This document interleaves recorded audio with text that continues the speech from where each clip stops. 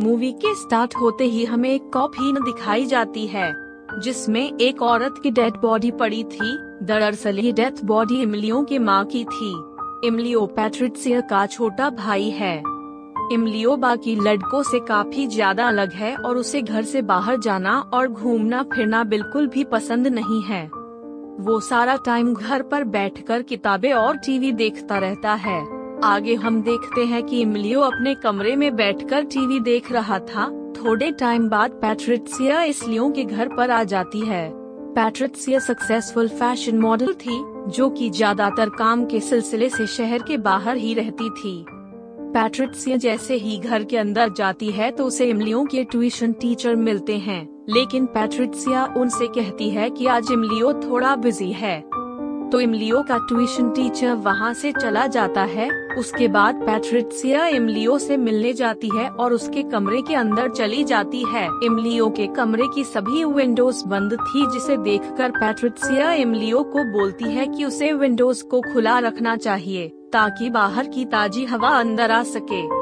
Patricia इमलियो से अपने room के बारे में पूछती है, जहां पर इमलियो कहता है कि क्या वो अपने काम पर वापस नहीं जाने वाली। पैट्रिसिया अब इमलियो से कहती है कि उसने अपना सारा बिजनेस बेच दिया है और उसकी कंपनी में कुछ ही शेयर बाकी है, जिस वजह से वो ज्यादातर इमलियो के साथ इस घर में ही रहेगी। अगली सुबह पैट्रिसिया इमलियो को बाहर घुमाने के लिए ले जाती है, लेकिन इमलियो जो थोड़ा बीमार था, इसकी वजह से वो दोनों वापस घर आ जाते हैं।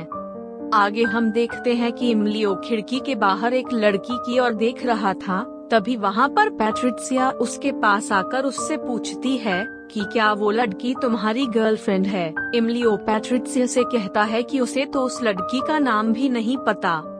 अब यहाँ पर पैट्रिसिया इमलियो को समझाती है कि उसे घर से बाहर जाकर नए दोस्त बनाने चाहिए, लेकिन हम पैट्रिसिया से कहता है कि हर रोज बहुत सारे लोग सड़क एक्सीडेंट में मर जाते हैं, जिसकी वजह से उसे बाहर जाने में काफी ज्यादा डर लगता है। पैट्रिसिया इमलियो से कहती है कि हम सबको एक ना एक दिन मरना है, तो हमें उसकी चिंता नहीं करनी चाहिए। एक क्लीशे डायलॉग मारूंगा। शुक्रिया एवरीवन जिन्होंने भी सब्सक्राइब किया, thank you so much, I love you. और जिन्होंने भी सब्सक्राइब नहीं किया, हाउ डेयर यू, तेरे को डर नहीं लगता? सब्सक्राइब करो।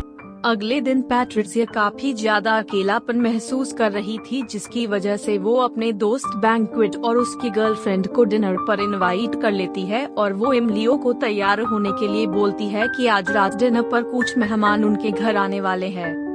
रात को इमलियो कैट से बात करके अपने कमरे में सोने के लिए जाता है।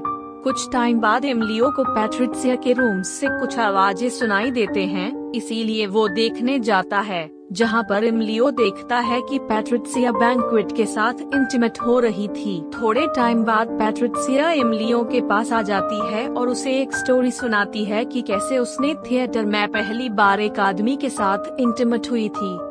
अगले दिन इमलियो और पैट्रिसिया बीच पर घूमने चले जाते हैं। रात को पैट्रिसिया इमलियो को पूछती है कि वो सो क्यों नहीं रहा। इमलियो पैट्रिसिया से कहता है कि उसे नींद नहीं आ रही है क्योंकि यहाँ पे बहुत ज्यादा गर्मी है। पैट्रिसिया इमलियो से कहती है कि क्या वो और स्टोरी सुनना चाहता है। इमलियो मान जाता है और पैट्रिसिया इमलियो को बताती है कि जब वो छोटी थी तो उसने अपने दोस्त को घर पर बुलाकर एक दूसरे के साथ किस तरह से इंटीमेट हो गए थे। अगले दिन पैट्रिसिया इमलियो को रेस्टोरेंट में ले जाती है और वापस घर आकर इमलियो पैट्रिसिया से कहता है कि उसे वहाँ का खाना बिल्कुल भी पसंद नहीं आया। अब यहाँ पर इमलियो को पैट्रिसिया की स्टोरी काफी ज्यादा पसंद आने लगी। इस वजह से इमलियो पैट्रिसिया को और स्टोरी सुनाने के लिए बोलता है, जिसके बाद पैट्रिसिया इमलियो को बताती है कि कैसे उसने एक बार अपने डैड के दोस्त के साथ भी सेक्स किया था।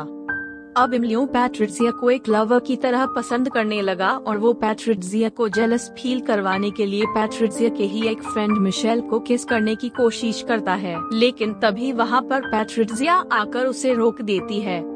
अगले दिन इमलियो पैट्रिसिया और इमलियो के ट्यूशन टीचर एक साथ डिनर कर रहे थे।